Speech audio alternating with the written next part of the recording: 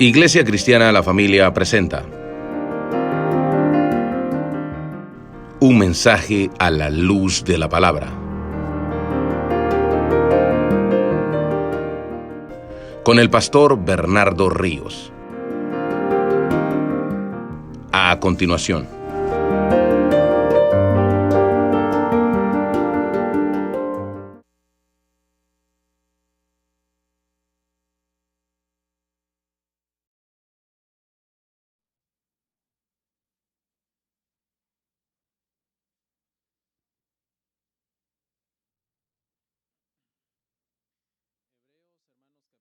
Hebreos, hermanos, capítulo 6, versículo 9, si es tan amable.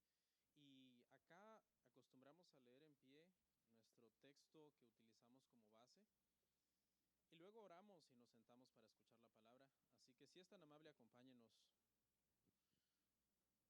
un momento para hacer esta parte, hermanos.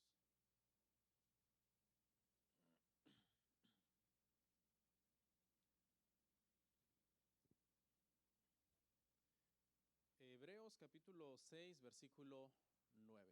¿Lo encontramos? Bueno, vamos a leer la palabra en esta mañana, hermanos.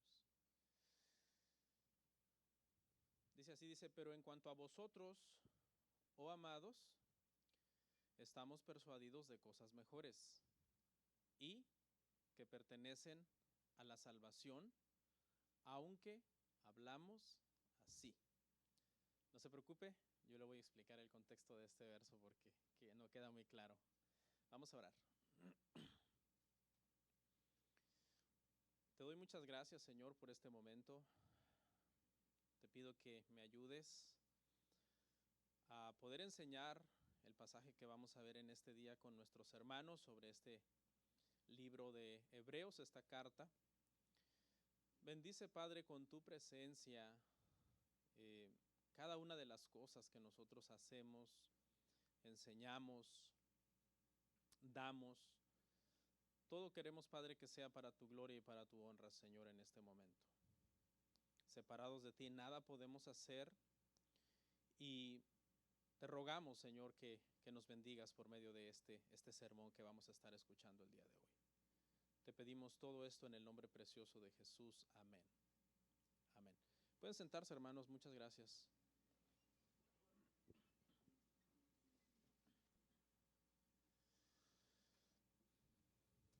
Estamos viendo, para los que nos están visitando por primera vez, un estudio de la epístola a la carta de los Hebreos, esta carta que comenzamos ya hace unos meses atrás. Y el día de hoy pues estamos en este pasaje del capítulo 6, verso 9. Para que se ubiquen, hermanos, en la Biblia vamos a ver todo el capítulo 6 hasta el verso 20. El día de hoy vamos a terminar toda esta parte que nos resta de Hebreos 6 hasta el verso 20 y vamos a terminar con ese capítulo el día de hoy. Le puse por tema, hermanos, a esta porción que vamos a estudiar: las promesas de Dios son seguras. Las promesas de Dios son seguras. ¿Habrá alguien aquí, hermanos, que Dios le ha prometido cosas? Yo creo que a todos el Señor nos ha prometido cosas. Y el día de hoy vamos a aprender, hermanos, que lo que Dios nos ha prometido, así va a ser.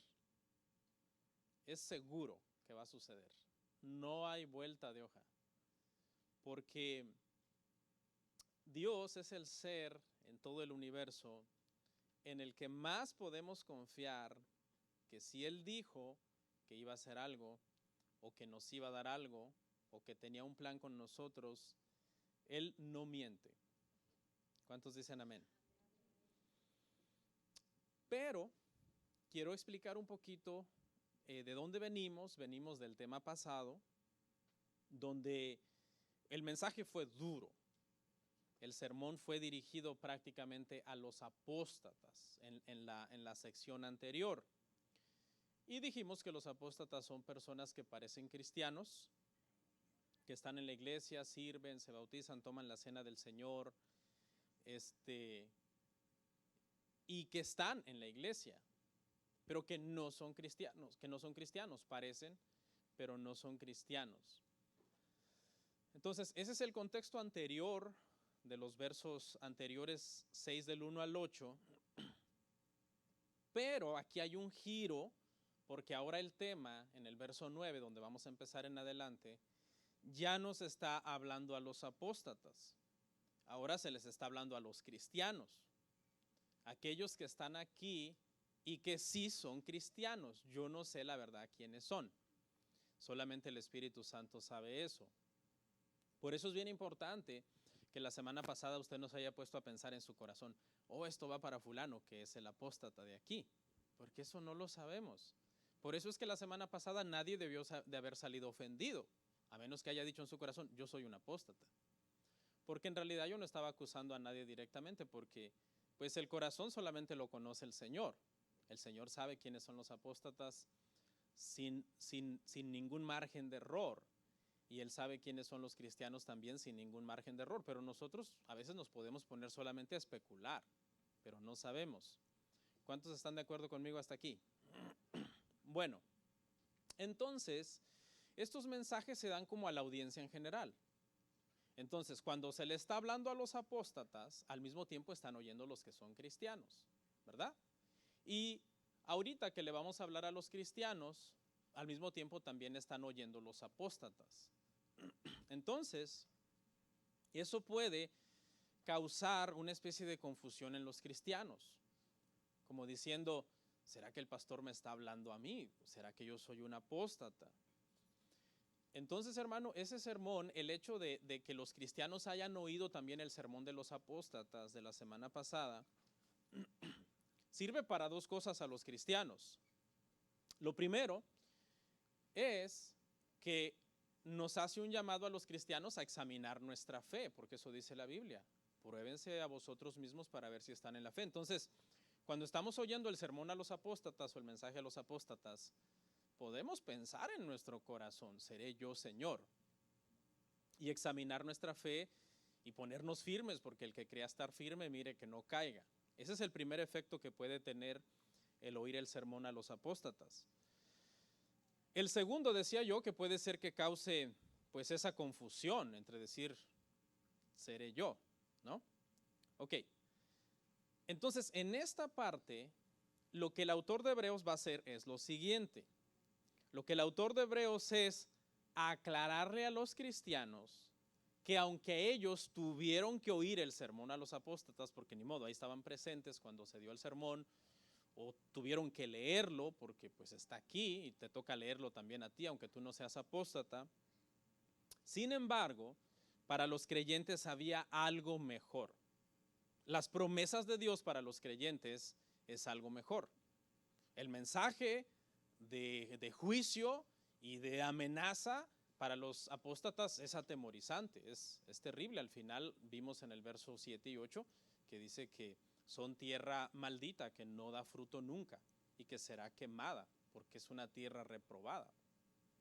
Pero eso no es lo que deben de quedarse en mente los cristianos. Para ellos hay cosas mejores.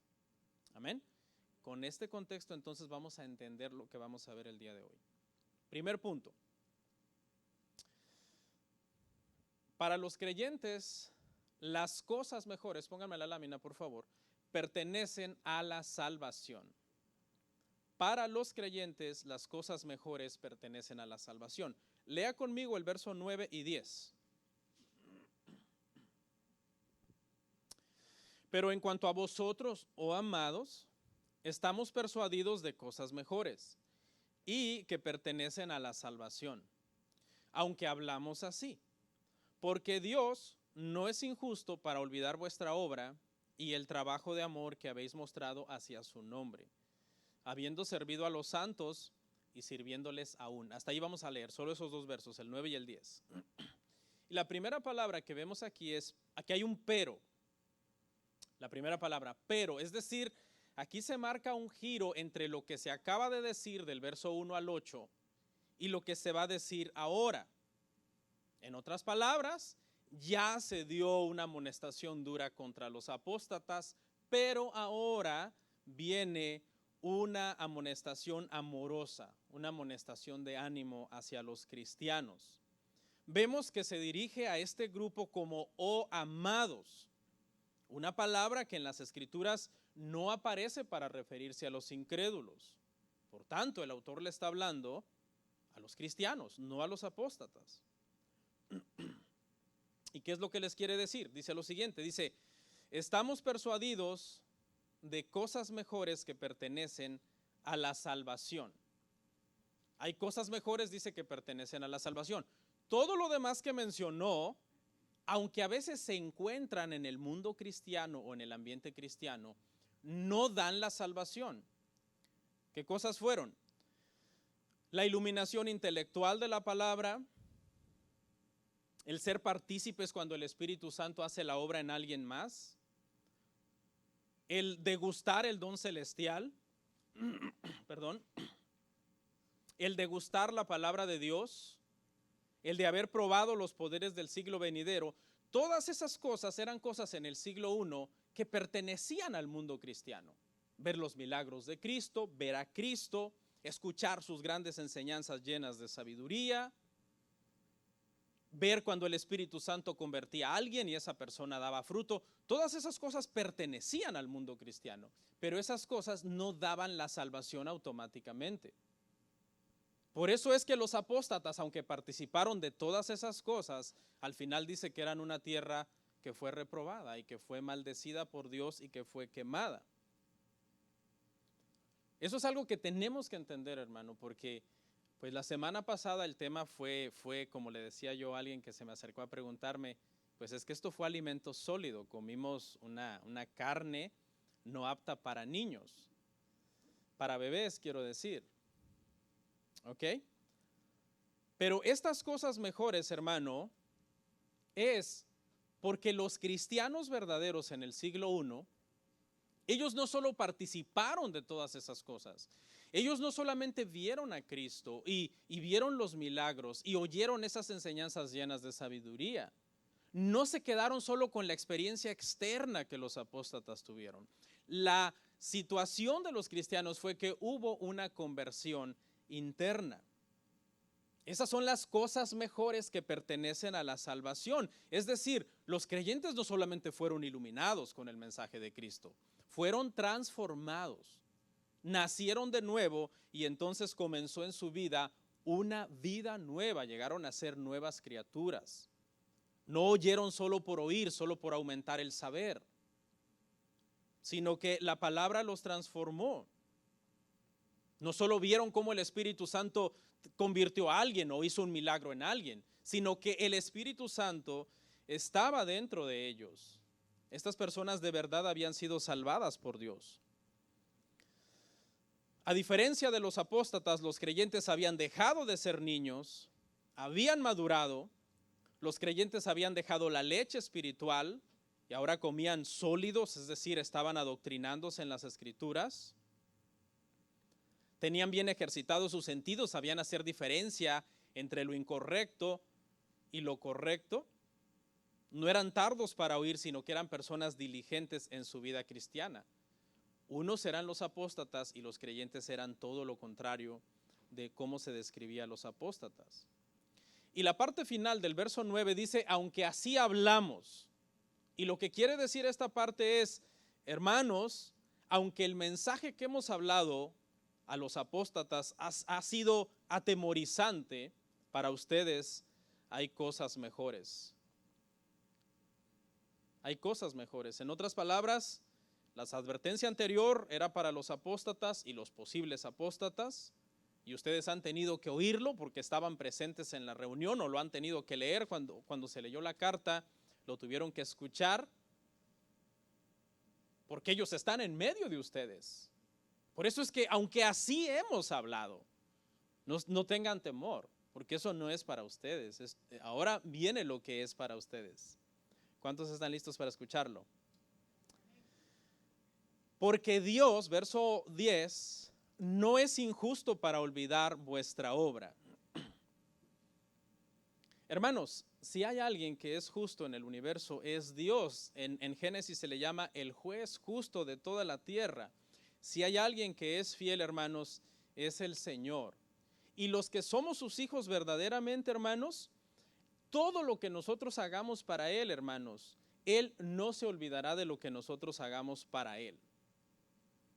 Absolutamente en ningún momento, hermanos, se olvidará el Señor, ni quedará sin recompensa. Esa es la primera parte que el autor de Hebreos está hablando aquí, de la obra que están haciendo. Aunque claro, la salvación no es por obras, pero él está hablando de aquel esfuerzo que estos hermanos hacen en su fe en Cristo, en cómo sirven, en cómo ponen sus dones al servicio. Y seguramente cuando escucharon el mensaje contra los apóstatas, eso les pudo haber bajado un poco el ánimo, como espérate, yo estoy sirviendo tan duro y este mensaje tan reprensivo que me da a entender que prácticamente yo puedo ser un apóstata. Por eso el autor dice, no, tranquilos, Dios no es injusto, Él no se olvidará de vuestra obra. Por ejemplo, yo como pastor, hermano, trato de ser amable y agradecido con las personas que sirven en la iglesia. Pero nunca espere recompensa de mí, porque nuestra recompensa, hermano, del servicio que nosotros hacemos en la iglesia, ¿de quién viene? Del único que es justo. ¿Quién es ese? Dios. Y del único que no se olvida de lo que nosotros hacemos en su obra. A mí se me olvida, hermano. Ya con la edad todo se me olvida. Pero a Dios no se le olvida todo el esfuerzo que usted haga, hermano, para su servicio. Y no es que las obras salven, no. Pero esas obras que estas personas verdaderamente cristianos estaban haciendo, sacaban a luz que ellos habían nacido de nuevo. Así que, hermanos, aprovechando aquí el paréntesis, cuando usted hace algo en la iglesia de todo corazón, acuérdese, hermano, que no lo está haciendo directamente para mí. Usted lo está haciendo directamente para Dios, no para mí. Quizás de forma indirecta me beneficia a mí y beneficia a los demás hermanos, porque usted me sirve a mí, me trae un agua o limpia la iglesia o sirve aquí arriba adorando o lo que sea que usted sea que haga indirectamente. Yo digo gracias por eso, pero realmente usted no lo está haciendo directamente para mí. Usted lo está haciendo directamente ¿para quién? Para el Señor. Para el Señor. Cuando nosotros tenemos eso, hermanos, en mente, y lo hacemos de corazón, el servicio a Dios se vuelve, hermano, un gozo, una alegría, un anhelo. Inclusive aunque a veces el pastor sea injusto o olvidadizo en reconocernos quizás nuestro trabajo. El escritor de Hebreos no quiere que los cristianos estén preocupados por las recompensas de su servicio, porque la escritura dice, hermanos, que si inclusive nosotros le diéramos un vaso de agua fría a alguien en el nombre del Señor, no será sin recompensa. Dice lo que sigue, y el trabajo de amor, dice el Señor, Él es justo, Él no va a olvidar su trabajo y todo el trabajo de amor que habéis mostrado hacia su nombre. Ahora, aclaremos, hermano, que el apóstata también puede hacer muchas cosas en la iglesia, pero esta parte habla de la motivación. La motivación del cristiano verdadero es el amor hacia el nombre de Dios. La motivación del apóstata puede ser cualquier otra cosa. Usted estar mejor moralmente, tener una buena reputación dentro de la iglesia como alguien muy servicial, una falsa piedad, una falsa espiritualidad. No viene realmente de un amor genuino al nombre de Dios. ¿Cómo lo sabemos? Porque cuando se trata de darle la espalda a Dios e irse al mundo, lo hace y se va. Aunque haya servido 20 años en la iglesia, yo digo, wow, pero si era una hormiga esa hermana, ¿cómo trabajaba en la obra? El problema es la motivación. Por eso es, hermanos, que ustedes deben de tener bien claro que todo lo que hacemos para el Señor tiene que ser para el Señor, por amor, hermanos, a su nombre. La obra de los cristianos es especialmente hermosa porque viene de la motivación correcta, viene de un amor hacia el Señor. Y cuando, hermano, nosotros hacemos algo para el Señor no solamente mira la acción, el Señor mira la intención. Porque cuando nosotros vemos servir a alguien, por ejemplo, yo puedo ver a alguien servir en la iglesia y yo miro su acción y su acción me puede gustar, pero quizás Dios está mirando su intención de su corazón, de la persona, que está cargado, que está enojado, que está quizás hasta resentido. Hay gente que a lo mejor no se le ha dicho gracias o no se le ha dado una palmadita en la espalda por lo que hace y dice, no, yo tanto que aporto aquí, tanto que meto el hombro aquí, tanto que hago aquí y no se me reconoce. Si tú has llegado a esa actitud, tú estás perdiendo de vista que a quien directamente tú le sirves es a Dios, no a los hombres. Porque si tú has hecho todo esto y Dios no te ha recompensado por tu servicio y tú te estás quejando y estás amargado por servir a Dios, entonces no lo estás haciendo por amor a su nombre.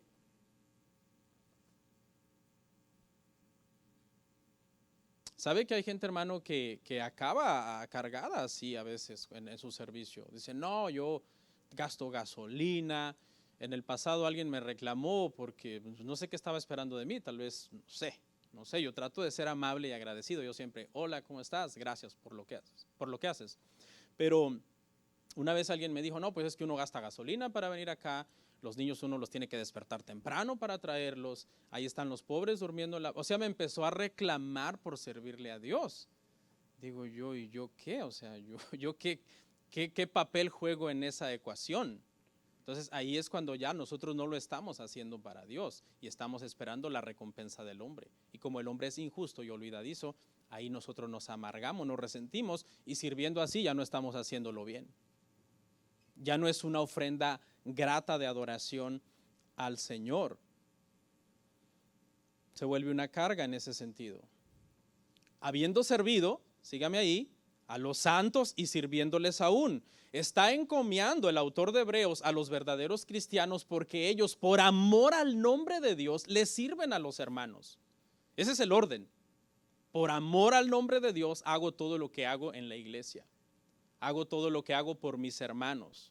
Y note un detalle bien importante, que el Señor a estos hermanos a los que tú les sirves, les llama santos. ¿Y qué es eso? ¿Significa que esos hermanos a los que tú les sirves son perfectos y nunca van a pecar contra ti? No. Santos ahí significa que son sus hijos, son hijos de Dios. Habla no de un estado terminado de perfección, sino de una posición de justificación en el que estas personas están. Y como son entonces sus hijos, Dios los llama santos, aunque su proceso de santificación no ha terminado todavía. Pero como Él ya los ve justificados, son llamados santos por el Señor. Entonces vea a quién le estamos sirviendo. Por ejemplo, cuando usted hace algo, por ejemplo, que a mí me va a ayudar, que a mí me sirve o me llena de gozo, supongamos, hay una necesidad de hacer algo en la iglesia, y usted lo hace, a mí me causa satisfacción y me causa gozo, pero usted lo tiene que hacer en primer lugar, sabiendo que lo está haciendo por amor al nombre de Dios, y en segundo lugar, sabiendo que lo está haciendo para servir a un santo de la iglesia. Suena bastante jactancioso, ¿verdad? Y como pretencioso, como le estoy sirviendo a un santo. Es cuando le servimos a nuestros hermanos, le tenemos que servir con eso en mente. Es más, ese santo en una de esas es uno con el que quizás ni te llevas muy bien, porque a veces los santos tienen sus disgustos. Pues lo vemos en la Biblia por todos lados, hermano. ¿Sí? Y tú dices, no, ese no es un santo porque ese es mi enemigo. ¿Y qué dice la Biblia? No aborrezcan a sus enemigos, oren por sus enemigos y bendigan a sus enemigos. Entonces no hay margen, al final de cuentas tenemos que acabar sirviendo a las personas por amor a Dios. Cuando el Señor confrontó a Pedro por su pecado, 3 veces le dijo el Señor a Pedro, Pedro, ¿me amas? Pedro, ¿me amas? Pedro, ¿me amas? Y después, cuando Pedro le dijo, sí, Señor, entonces lo mandó a servir a sus ovejas, apacienta mis corderos. Ese es el orden, amamos a Dios y luego amamos a nuestro hermano, no la inversa de amar a la gente, ¿no? De ser muy bueno con la gente y no amar a Dios. Hay mucha gente que se la da de muy filántropa y hacen buenas obras y dicen, no, yo amo a los seres humanos y yo quiero que la humanidad siempre esté bien, amor y paz, pero eso no salva. Porque esta obra que se hace a los santos viene motivada por el amor que primero se tiene al nombre de Dios. Entonces alguien puede ser, hermano, muy altruista y hacer muchos hospitales y ayudar a enfermos, etcétera. Pero si dice yo no creo en Dios, la pregunta es, ¿se salvará por sus buenas obras? La respuesta es clara en la Biblia, que no. Porque todo eso es hermoso y es bonito, pero cuando viene motivado por nuestro amor al Señor. En resumen, entonces, en esta parte, en este punto, hermanos, cuando amamos a Dios, por ende, amamos a nuestro prójimo. El que ama a Dios, por ende, ama a su prójimo. Es como en automático. Amas a Dios, amas a tu prójimo. Es la prueba de que realmente amas a Dios.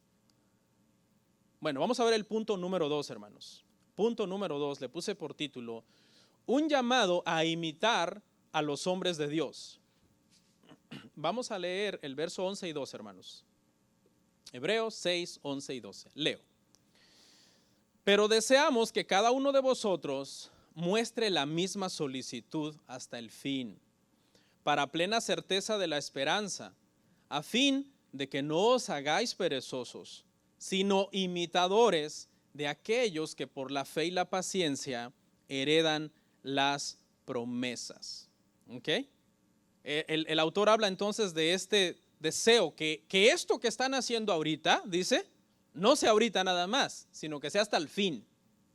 Muestren en la Nueva Versión Internacional, en lugar de decir esta solicitud, dice este empeño. Este empeño que están mostrando ahorita, muéstrenlo, pero hasta el final. Otro sinónimo para empeño puede ser esfuerzo, esforzarse. ¿Cuántos saben que en la obra de Dios, hermano, nos tenemos que esforzar? Sí, porque aquí dice que el perezoso no se esfuerza, pero el que tiene esa solicitud, ese empeño, ese esfuerzo, y otro flash news, no es por una temporada, sino hasta el final.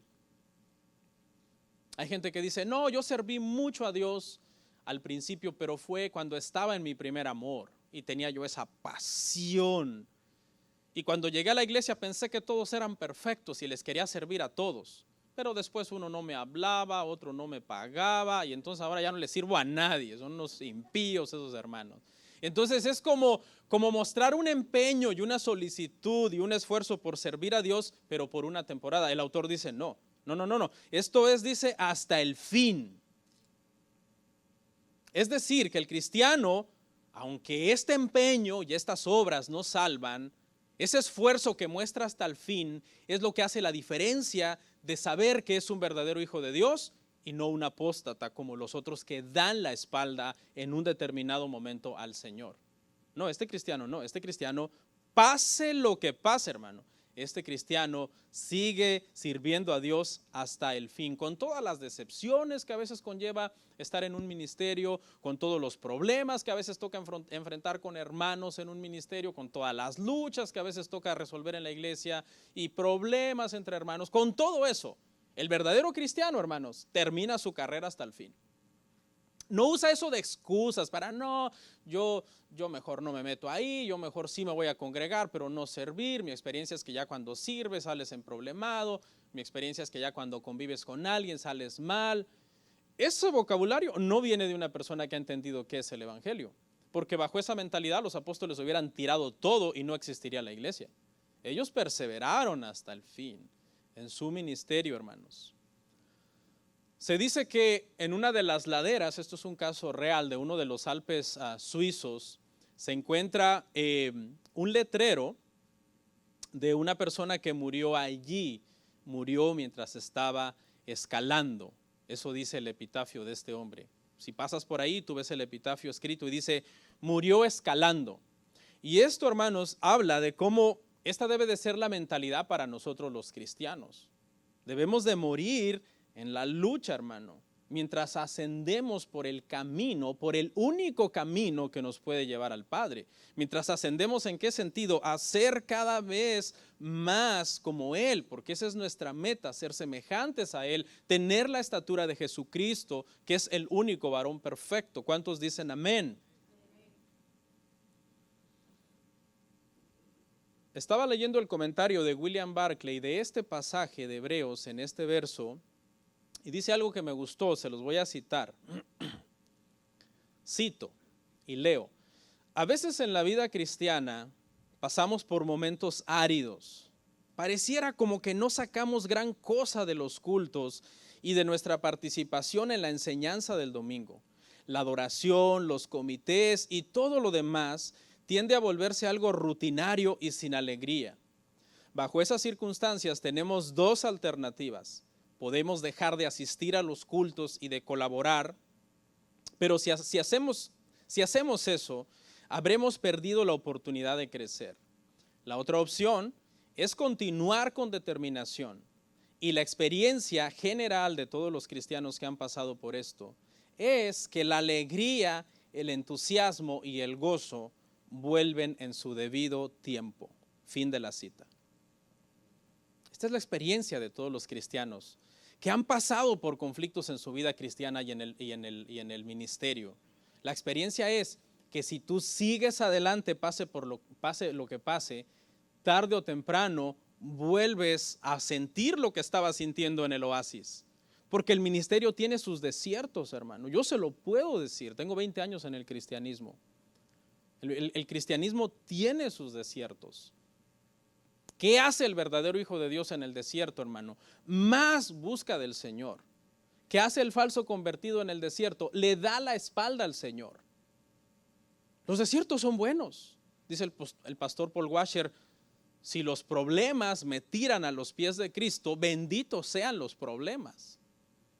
Es una realidad. Hermanos, habrá momentos áridos en tu vida cristiana.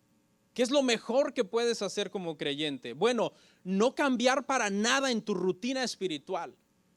No, meterle más leña al fuego. ¿Sí? En lugar de orar menos, orar más. En lugar de leer la Biblia menos, leerla más. En lugar de dejarte de congregar, congregarte más fielmente. En lugar de servir menos, servir más fielmente. Hasta más temprano voy a llegar. Cuando lleguen, ahí voy a estar ya parado esperando a que me abran la puerta. Estás haciendo como todo lo contrario. La experiencia de tu carne te dice que no, que abandones todo eso, pero tú, como estás en el Espíritu, comienzas a hacer todo lo contrario de lo que tu carne quiere hacer. Y la experiencia personal de todos los que han pasado por ahí es que en su momento el sol de Dios volverá a brillar sobre tu vida cristiana. Yo he pasado por ahí, yo lo he visto. Y es una verdad, porque Dios no miente. Las promesas de Dios, hermanos, son seguras. ¿Para qué? ¿Por qué tenemos que hacer todo esto? Demostrar esta solicitud hasta el fin, este empeño hasta el fin, para la plena certeza de la esperanza. Quiero explicarle algo acerca de la palabra esperanza, hermanos. En la Biblia, la esperanza no es un deseo. En el mundo, esperanza se entiende como deseo, ¿ok? Cuando alguien dice, yo tengo la esperanza que, por ejemplo, que me devuelvan bastantes taxas, ¿no? Ya hasta les recordé ahorita que ya está la temporada, ¿no? Esa esperanza es como un deseo, pero a saber qué va a pasar. A lo mejor el IRS te va a hacer una auditoría porque están todas chuecas tus declaraciones, ¿no? No, en la Biblia la esperanza no es un deseo. En la Biblia la esperanza es una certeza. Eso es algo que quiero que se lleve el día de hoy de aquí. Es decir, esperanza en la Biblia no es decir, ojalá y Dios cumpla sus promesas. Eso no es esperanza en la Biblia. Esperanza en la Biblia es decir, yo tengo la seguridad de que las promesas de Dios son sí y amén. Entonces aprenda ese concepto el día de hoy, hermanos. Esa es nuestra esperanza. Cuando hablamos de esperanza en el Evangelio, hablamos de una seguridad. Y ya va a entender por qué esto es seguro. Vamos a llegar ahí en un momento. ¿Ok? A fin de que no os hagáis perezosos. Aquí quiero hacer una aclaración. Los apóstatas, hermanos, son perezosos espirituales que nunca dan fruto. ¿Por qué el apóstata es un perezoso espiritual que nunca puede dar fruto? Es muy sencillo, porque no es un árbol del Señor. Él no es un árbol del Señor. Él no puede dar el fruto que Dios demanda. Pero ojo, porque el verdadero cristiano, hermano, aunque sí puede dar el fruto que Dios le demanda, porque sí es un árbol del Señor, puede ser, o número uno, que no está dando todo el fruto que debería dar más, pero no está dando todo el fruto que debería dar, o número dos, que no está dando el fruto en el tiempo que lo tendría que estar dando. Entonces, en ese sentido, hermanos, sí, un verdadero cristiano sí puede ser perezoso en ese sentido, a diferencia de la pereza de los apóstatas, que nunca los lleva a dar ningún fruto, porque simplemente dice que no son árboles del Señor, serán cortados, lanzados en el fuego. El árbol bueno no será cortado y lanzado en el fuego, pero sí puede ser un árbol que no está dando todo el fruto que debería de dar. No sé si me doy a entender, hermanos. No os hagáis perezosos, sino ¿qué? Sino imitadores de aquellos que por la fe y la paciencia heredan las promesas. Wow, este sermón era para mí esta semana. Porque este sermón me ministró esta semana por cosas personales. Y cuando leí esto entendí algo que me bendijo mucho. Y es, hermanos, que nosotros los creyentes que estamos caminando por un camino difícil, no estamos caminando por un camino que nunca ha sido transitado. Estamos caminando por un camino por el cual ya pasaron muchos santos. Y eso es un aliciente, hermanos. ¿Alguien le llaman, hermanos? Eso debe de ser para nosotros un ánimo. Ya hasta me desconcentró.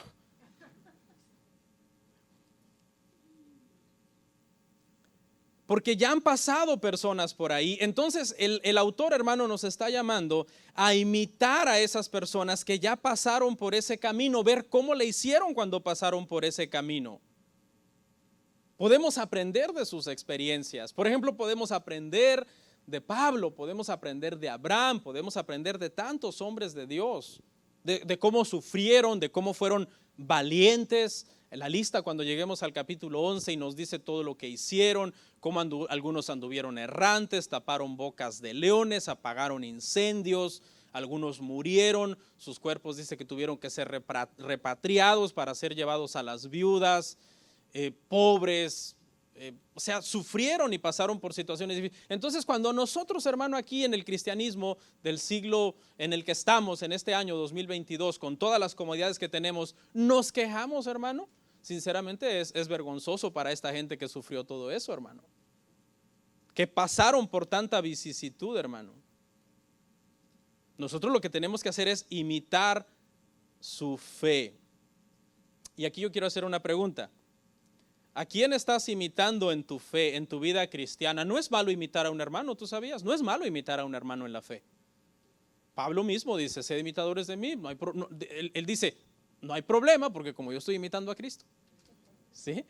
O sea, me pueden imitar con confianza, en otras palabras. ¿Por qué? Porque al imitarme a mí, pues se van a parecer no tanto más a mí, sino más a Cristo, porque esa es la meta mía. No es malo imitar a algún hermano en la fe, pero si usted quiere personajes en la Biblia, hay personajes en la Biblia que puede imitar. Si usted quiere personajes en la historia, ahí están los puritanos, ahí están los reformadores, gente de Dios. Pero si a lo mejor ve a usted un hermano que ha dado testimonio al Señor, que es un hombre de Dios, una mujer de Dios, que tiene todo en orden, que es un cristiano digno de imitar, hágalo, júntese con personas así, personas que lo van a influenciar a buscar de Dios, a estar bien espiritualmente, hermano, no andar perdiendo el tiempo en cosas que no edifican. En los años que he estado pastoreando, hermano, yo he aprendido algo y creo que lo mencioné la semana pasada. Siempre que veo a gente juntándose con las personas equivocadas, salen mal. Siempre. Y alguien diría, ay, pastor, pero entonces, ¿qué? Si yo me quiero juntar con ellos, pues júntate, no hay ni modo. Porque dicen que cada quien busca personas según su forma de ser o según su clase. Por ejemplo, aquí hay ministerios. Es raro cuando alguien llega nuevo a la iglesia y dice, pastor, yo lo que quiero es, yo el ministerio al que quisiera pertenecer es al de predicación. Entonces, pero hay gente que viene y lo hace. De hecho, un hermano se acercó a mí hace un tiempo atrás. Me dice, pastor, a mí lo que me llama la atención es la predicación. Entonces está tratando de buscar a alguien con quien él se identifica, con lo que hay dentro de él. Dice, yo amo la palabra, me gusta cómo predican, quiero aprender. Estoy orando, estoy buscando de Dios. Entonces cada quien comienza a buscar como afinidad con cierta gente. Entonces, si tú eres una persona espiritual, tu afinidad como que no hace mucho clic con una persona que no ora, que no lee la Biblia, que su vida es un caos, su matrimonio es un desorden, ha perdido el control de sus hijos, la crianza de sus hijos es un desorden. Está bien si tú lo quieres ayudar y influenciar para bien, pero después de un tiempo y que no vea resultados, esas amistades acaban siendo más bien contraproducentes, porque está comprobado que es más fácil que alguien que quiere buscar de Dios deje de buscar a Dios por la mala influencia de esta gente, a que esta gente busque a Dios por la buena influencia de alguien que está buscando a Dios.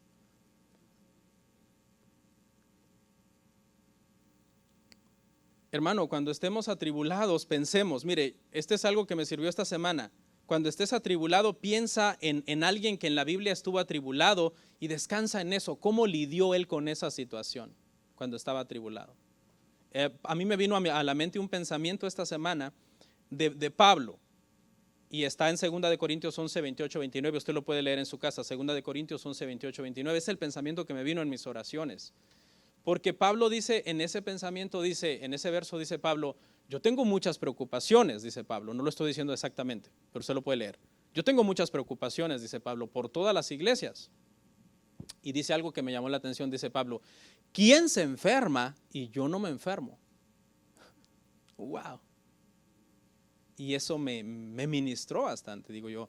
El apóstol Pablo estaba a cargo de tantísima gente y cuando se enfermaban ellos, él sentía en su cuerpo aquella aflicción. Entonces, ya hay hombres de Dios que ya pasaron por ahí, hermano, y que nosotros debemos imitar su fe. No debemos de estar, hermano, perezosos, sino imitando a aquellos que ya pasaron por ese camino por el cual tú estás caminando y que podemos aprender de la experiencia de ellos y aplicar eso a nuestras vidas. La perseverancia, hermano, de las personas en momentos difíciles. El punto 4, punto que sigue. Lo titulé, podemos confiar en Dios y su propósito. Podemos confiar en Dios y su propósito. Vamos a leer Hebreos 6, 13 al 15. Hebreos 6, 13 al 15. Dice, porque cuando Dios hizo la promesa a Abraham, no pudiendo jurar por otro mayor, juró por sí mismo, diciendo, de cierto te bendeciré con abundancia y te multiplicaré grandemente. Y habiendo esperado con paciencia, alcanzó la promesa. Y seguramente cuando los hebreos oyen el nombre Abraham, pues los ojos se les hacen más grandes, ¿no? Porque para ellos es el padre de ellos, el padre de la fe, el padre del judaísmo. Y el autor de Hebreos es estratégico aquí citando a Abraham porque quiere decirles a los hebreos, hermano, que ¿por qué es que fue salvo Abraham? Abraham fue salvo por su fe, justificado por su fe. Y por su fe esperó las promesas de Dios, aunque las promesas de Dios en el caso de Abraham tardaron bastante. Ya les voy a dar el dato más adelante. Y por esa fe, porque esa fe, esa esperanza, dijimos, es certeza, no es deseo de que algo pase, sino es seguridad de que va a pasar. Abraham esperó. No fue un oasis, hermano, la espera. Pero él sabía que iba a suceder lo que el Señor le había prometido. Entonces, Abraham es un personaje muy importante aquí en este ejemplo. Lo cita como uno de los hombres que nosotros podemos imitar. Por eso dice, imitad a los hombres de Dios. Y Abraham es un claro ejemplo que podemos imitar. Dice que cuando Dios le hizo la promesa a Abraham, ponga atención aquí, dice que Dios no pudo jurar por otro mayor, así que juró por sí mismo. Pregunta, ¿por qué cuando Dios le hizo una promesa a Abraham, al jurársela, no pudo jurar por otro mayor? ¿Ah? No hay otro mayor que él. ¿Sí? Dios es el más grande. ¿Cómo puede jurar por otro mayor? Así que juró por sí mismo. Ahora aquí, hermano, hay una situación, ¿no? Porque Dios no puede mentir. Dios es la verdad. En Él habita la verdad. En su naturaleza, su esencia es la verdad. Todo lo que diga, por tanto, el Señor es verdad. ¿Ok? Pero Él, la promesa, la juró. Y eso es doble seguridad. Ya vamos a llegar ahí, pero eso es algo bien hermoso porque Dios dice, yo te prometo algo y no tiene que jurarlo. ¿Por qué no lo tiene que jurar? Porque Él no puede mentir. Y entonces, ¿por qué lo jura? Ya lo vamos a ver más adelante, hermanos. Dice aquí, hermano, que Dios hizo el pacto consigo mismo y esto habla también, aquí es donde comprendemos por qué, hermano, aunque Abraham fallaba, el pacto seguía. Abraham fallaba y el pacto seguía, porque el hecho de que Abraham haya esperado con paciencia no significa que no era pecador. Sí, eso es otra cosa. Él falló como hombre, mintió diciendo que Sara era su hermana, estuvo con Agar, ¿verdad? Él falló, él pecó. Entonces, ¿por qué el pacto no se quebró? El pacto que Dios hizo con Abraham, porque Dios lo juró a sí mismo. Y por eso Dios cumplió su pacto, porque la obligación de cumplir el pacto no era con Abraham. La obligación de cumplir el pacto era consigo mismo. En Génesis 15 está eso, no lo quise meter acá para no alargar mucho, pero léalo. Cuando hacen el pacto, Abraham está dormido y Dios hace el pacto consigo mismo. Por tanto, si Dios lo dijo, hermano, escuche, si Dios lo dijo, en automático es verdad. Si Dios lo dijo, en automático, usted, si es su hijo, lo debe creer.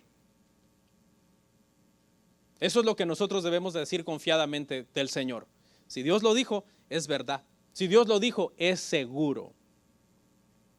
Dios, hermanos, no puede mentir.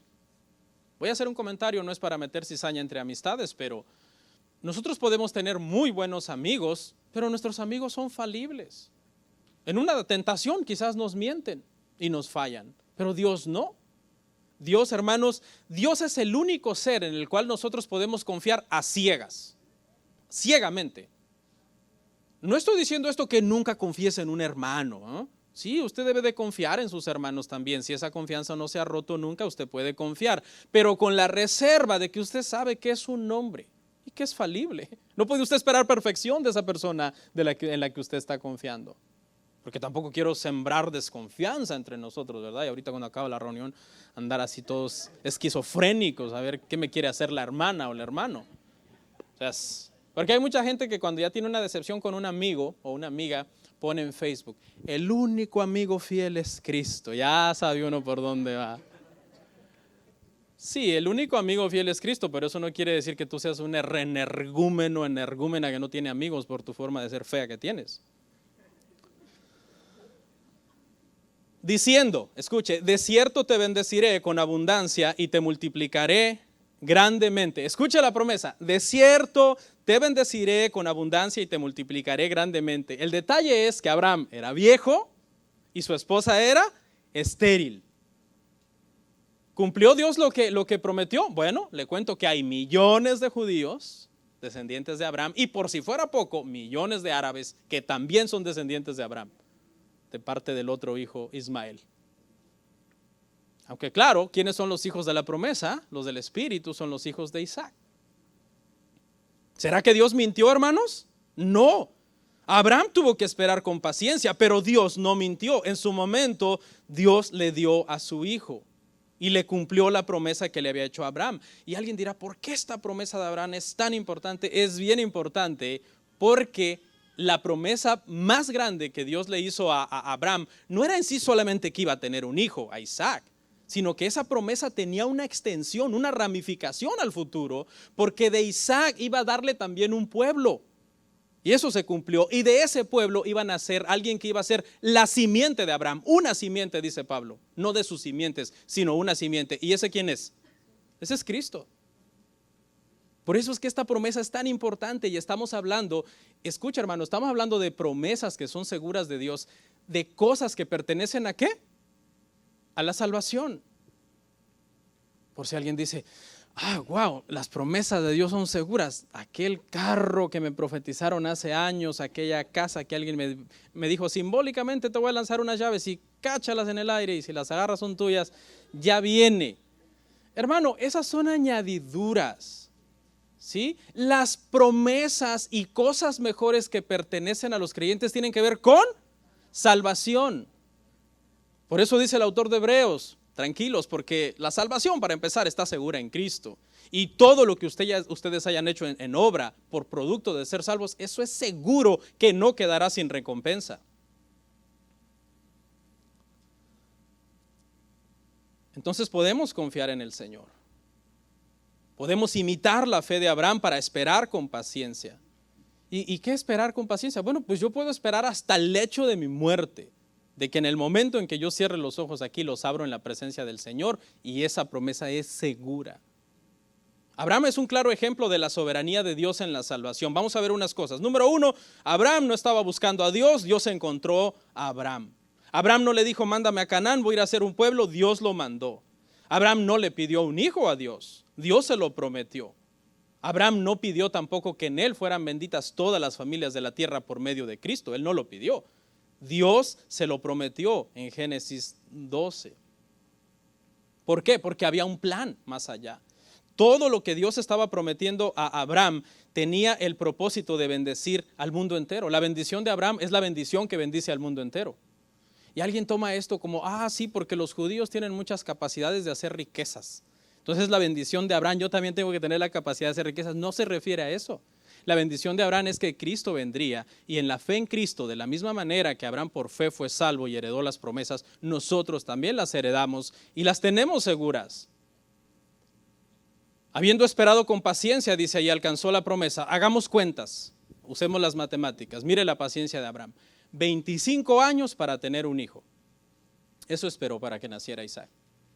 Sigamos haciendo cuentas. 400 años para tener un pueblo. Cuando ya en Egipto se multiplicaron los hebreos. Y 2000 años para que viniera Cristo. Dígame si eso no es paciencia. ¿Alguien de ustedes ha esperado 2000 años? Y alguien diría, no, pero es que Abraham ya estaba muerto, pero él tenía la seguridad que Cristo iba a venir, porque eso dice Hebreos. Tenía la seguridad de que él iba a venir. Dice que lo vieron y lo saludaron de lejos. Y cuando Dios se revela a Moisés, le dice, yo soy el Dios de Abraham, el Dios de Isaac, el Dios de Jacob. Abraham, aunque está muerto en esta realidad física en la que nosotros estamos, Abraham sigue vivo en la presencia de Dios. Y Dios le cumplió su promesa.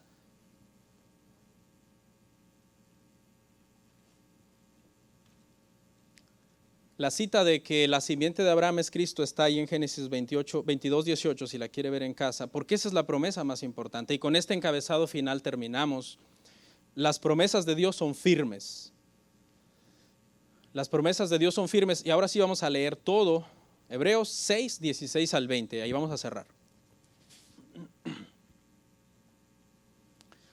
Las promesas de Dios son firmes. Leo, porque los hombres ciertamente juran por uno mayor que ellos, y para ellos el fin de toda controversia es el juramento para confirmación, por lo cual, queriendo Dios mostrar más abundantemente a los herederos de la promesa la inmutabilidad de su consejo, interpuso juramento, para que por dos cosas inmutables, en las cuales es imposible que Dios mienta, tengamos un fortísimo consuelo, los que hemos acudido para asirnos de la esperanza puesta delante de nosotros, la cual tenemos como segura y firme ancla del alma, y que penetra hasta el velo, donde Jesús entró por nosotros, como precursor, hecho sumo sacerdote para siempre, según el orden de Melquisedec. Hay algunas cosas en este pasaje, aunque es largo, que ya las hemos tocado, entonces solamente voy a ver lo más importante. La parte que dice Dios queriendo mostrar la inmutabilidad de su consejo, interpuso juramento. Y aquí es donde les quiero acabar de completar lo que dije hace un rato, que Dios no necesita jurar. Porque si Él lo dijo es verdad. Si Él lo prometió, Él lo va a hacer. ¿Ok? Vamos a ver la diferencia entre promesa y juramento. Promesa es que yo le diga a mi esposa, por ejemplo, yo te voy a amar siempre. Esa es una promesa. Pero esa promesa yo le puedo poner todavía otro candado. Le puedo mirar a los ojos y decirle, te lo juro. Son dos cosas diferentes, ¿sí? Entonces eso fue lo que hizo el Señor. El Señor lo prometió y una vez que lo prometió, lo juró. Pregunta, ¿Dios juró para fortalecer la promesa? No, porque la promesa es que segura, ¿verdad? Yo juraría para fortalecer la promesa porque yo soy falible, ¿sí? Yo juraría para fortalecer la promesa, para que mi esposa diga, wow, no solamente me lo prometió, me miró a los ojos y me lo juró. Sí, yo quizás necesito jurar porque yo quién soy, yo soy un hombre. Quizás un día fallo y no cumplo, pero Dios no es hombre, Dios no miente, Dios no falla. ¿Por qué jura entonces? Él no está tratando de fortalecer la promesa, Él está tratando de fortalecer a la persona. Porque nosotros somos los que somos débiles, nosotros somos los que podemos dudar en un momento determinado. Si no estamos en esa ancla que es la esperanza de nuestra salvación. Y esa ancla, hermanos, es Cristo. Aquí donde dice que esa ancla penetra hasta entrar al velo, se refiere a que Jesucristo, cuando Él fue crucificado y entró a la misma presencia de Dios, el velo del templo se rasgó y nos lleva directamente ante el Señor. Entonces, esto quiere decir lo siguiente. Cuando tú estás en Cristo, tú estás seguro en Dios. Porque Él es el ancla que te ancla al Padre. No sé si saben qué es un ancla en términos marítimos. No, este elemento de hierro que atado a una cuerda se lanza al lecho marino para que sujete a la nave y la nave no quede a la deriva, sino que quede firme en un lugar. Y eso es exactamente aplicado a nuestra vida espiritual. Jesucristo es la firme ancla del alma de nosotros que penetró hasta el velo y nos lleva hasta la presencia de Dios. Por tanto, si estamos en Cristo, estamos en el Padre. Y estamos seguros en Cristo y estamos seguros en el Padre. Lo que Dios ha dicho es eso, como una ancla en la cual nosotros estamos firmes, hermanos. Entonces, hermanos, para concluir, antes de leer una historia, quiero que se lleve en mente esto, hermano. Las promesas de Dios son seguras porque Él lo ha dicho, porque Él no miente, pero además son seguras porque Él las ha jurado para que en ese juramento nosotros seamos fortalecidos y confiemos en Él, hermanos. ¿Y de qué promesas estoy hablando? Estoy hablando de gozo, estoy hablando de paz en el Espíritu. Estoy hablando de vivir una vida cristiana llena de todas las bendiciones espirituales que el Padre tiene para nosotros, para nuestros matrimonios, para nuestros hijos. Ni siquiera estoy hablando de cosas materiales. Estoy hablando de aquel gozo que viene con la salvación y que a un verdadero hijo de Dios, hermano, nada se lo puede quitar porque estamos confiando que pase lo que pase, Dios está con nosotros. ¿Cuántos dicen amén? Puedes pasar por un problema, por una enfermedad, por una situación difícil. ¿Y qué vas a hacer en ese momento? Confiar en las promesas del Señor. Termino con esto. Es una pequeña historia de Juan Crisóstomo. Juan Crisóstomo fue un líder en el siglo IV, era un predicador de las Escrituras. Los historiadores dicen que Juan Crisóstomo era tan bueno predicando, hermano, que sus oyentes le pusieron de apodo Boca de Oro. Así le decían a este hombre, porque lo que salía de su boca era como oro. Era muy buen predicador de las Escrituras, pero no porque pasaba dándoles mensajes motivacionales a la gente. No, era durísimo para predicar contra el pecado. Póngame atención, ya terminé. Póngame atención. Era un predicador, hermano, tipo Juan el Bautista. Duro para predicar. Bueno, no tardó mucho tiempo para que el mensaje de Juan Crisóstomo, que era tan agudo, ofendiera la sensibilidad de una sociedad libertina y pervertida. Y entonces Juan Crisóstomo fue amenazado por el emperador Arcadio con la amenaza, valga la redundancia, de desterrarlo del imperio si no dejaba de predicar ese tipo de sermón. Y les voy a leer entonces el intercambio de la conversación que hubo entre ellos dos. Dice así, dice, si no paras ese mensaje, te desterraré fuera del imperio, le dijo Arcadio. Señor, tú no me puedes desterrar, porque el mundo es la casa de mi padre, le contestó Crisóstomo. Entonces te mataré, amenazó el emperador. No puedes hacerlo, porque mi vida está escondida con Cristo en Dios, dijo Juan. Entonces tus bienes te serán confiscados, dijo el emperador. Señor, eso tampoco es posible. Mis tesoros están en el cielo, donde nadie los puede robar, ni el orín y la polilla corromper. Entonces borraré de la sociedad tu nombre y no tendrás un solo amigo, le dijo el emperador. Señor, eso tampoco lo puedes hacer, porque yo tengo un amigo que me ha dicho, nunca te dejaré, nunca te abandonaré, y él nunca miente. Bueno, al final, para resumirles la historia, el emperador desterró a Juan Crisóstomo, al parecer lo mandó a partes del Mar Negro, y en el camino él murió. ¿Sí? Él murió en el camino, no fue desterrado realmente. Pero ¿cuál es la enseñanza de esto, hermano? La enseñanza de esto es que ni este hombre, este emperador, que era el hombre más poderoso del mundo, le pudo quitar a este hombre lo que realmente para él valía: su relación con Dios. Eso nunca lo perdió. Vamos a orar.